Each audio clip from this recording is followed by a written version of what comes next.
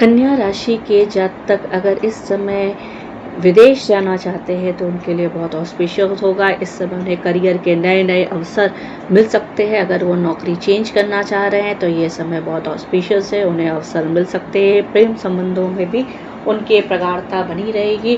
भाग्य भाव में अर्थात नवम भाव में सूर्य, बुध, शुक्र और बृहस्पति की युति बन रही है, जो उनके लिए बहुत ऑस्पिशियस होने वाली है।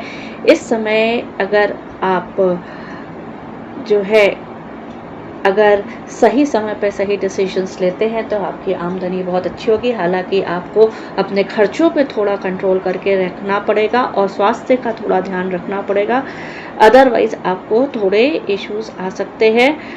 इस समय अगर आपका कोई लॉन्ग पेंडिंग कोर्ट केस है तो उसके विषय में भी आपको शुभ समाचार मिल सकते हैं। आपके फेवर में वो मुकदमा जा सकता है।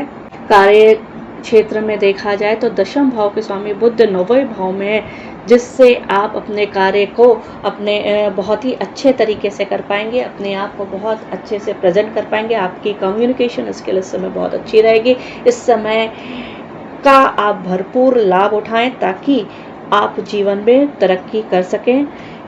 इस समय आप नौकरी के कारण जो है यात्राएं भी कर सकते हैं।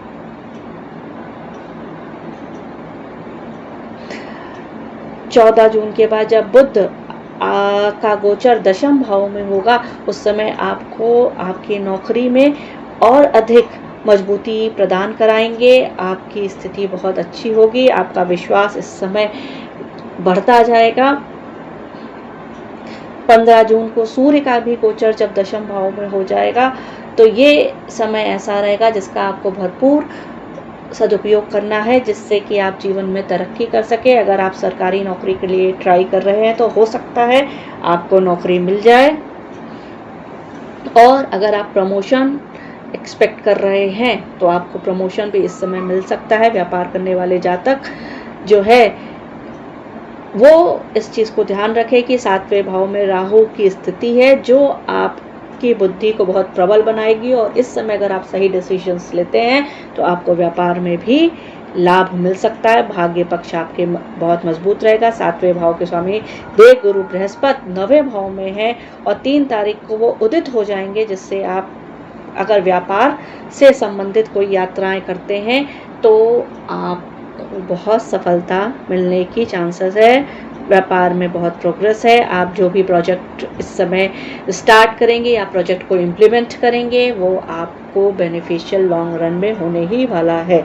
आर्थिक स्थिति इस समय बहुत अच्छी रहने वाली है। खर्चे हालांकि थोड़े बढ़े रहेंगे क्योंकि 6ठे भाव में शनि की स्थिति है, जो आपके द्वादश भाव को देखेंगे, इसलिए शनि के उपाय करते रहें, खर्चों पे कंट्रोल करें, तो ओवरऑल ये आपके लिए समय ठीक ठाक बीतने वाला है। अगर इस समय आप कोई बैंक से लोन लेना चाह रहे हैं या उधार लेना चाह रहे हैं तो थोड़ा सा संभल जाएं, क्योंकि ये कर्जे आपके लिए थोड़े प्रॉब्लमेटिक बाद में हो सकते हैं। 8वें भाव में मंगल की स्थिति भी आपको बहुत लाभ देने वाली है। हालांकि आपको बस इस महीने एक चीज़ का ध्यान रखना है कि अगर आप शेयर मार्केट में इन्वेस्ट करने जा रहे हैं तो बहुत कैलकुलेट करके किसी भी एक अच्छे जानकार व्यक्ति से पूरे उसकी सलाह को लेते हुए तो ही इन्वेस्ट करें, अदरवाइज आपको हानि हो सकती है, या हो सके तो इस समय शेयर मार्केट में इन्वेस्ट ना करें। व्यर्थ की यात्राओं से बचने का प्रयास करें, अदरवाइज आपका धन व्यय हो सकता है। स्वास्थ्य की दृष्टि से अगर आप देखते हैं तो एक तरफ शनि 6ठे भाव में होकर आपको थोड़ा सा ढीला कर सकते हैं, और इस समय अगर आपने डिसिप्लिन का पालन किया और दिनचर्या को अपने नियंत्रित रखा और प्रतिदिन आप वॉक पे गए और सात्विक भोजन अगर आप लेते हैं तो ये आपके स्वास्थ्य के लिए अच्छा रहेगा।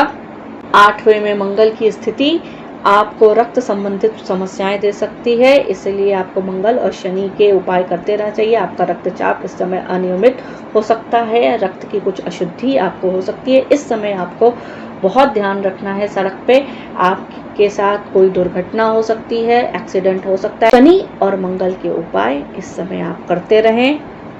प्रेम संबंधों के लिए ये समय बहुत ही अच्छा है। आप लोगों के बीच में एक अच्छी बॉन्डिंग इस समय बनी रहेगी। आप एक दूसरे से बहुत प्रेम रखेंगे। आपके रिश्तों में इस समय कड़वाहट नहीं आ सकती। अगर इस समय आप अपने पार्टनर को अपने परिवार वालों से इंट्रोड्यूस कराते हैं तो बहुत हाई चांसेस हैं आपकी लव मैरिज हो जाए।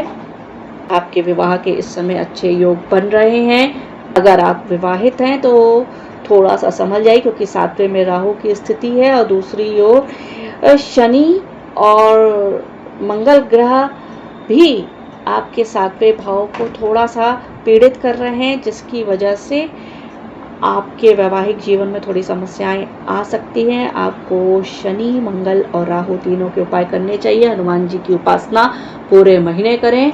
हनुमान मंदिर के दर्शन एंड पूजन आपके लिए बहुत शुभ रहेगा।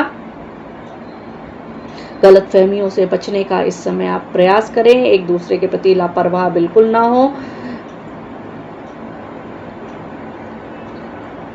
अपने वाणी पे थोड़ा कंट्रोल करें। पारिवारिक दृष्टिकोण से ये महीना मध्यम जाने वाला है। दूसरे भाव के स्वामी शुक्र 9वें भाव में है, जिससे परिवार के साथ आप एक लंबी यात्रा पे जा सकते हैं। इस समय देवी के दर्शन करना आपके लिए बहुत शुभ रहेगा। अगर आप किसी पारिवारिक व्यवसाय से एसोसिएटेड हैं तो 12 जून को जब शुक्र का गोचर दशम भाव में होगा तो उस समय आपको उस व्यापार में बहुत सफलता मिल सकती है। चतुर्थ भाव के स्वामी देव गुरु बृहस्पति 9वें भाव में होंगे, जिसकी वजह से आपके भाग्य को वो प्रबल रखेंगे और आपके पारिवारिक आय में वो वृद्धि करेंगे। आपके संपत्ति प्राप्ति की चांसेस बहुत ज़्यादा बढ़ेगी। 8वें भाव के मंगल भी आपको बहुत आमदनी दिलाएंगे।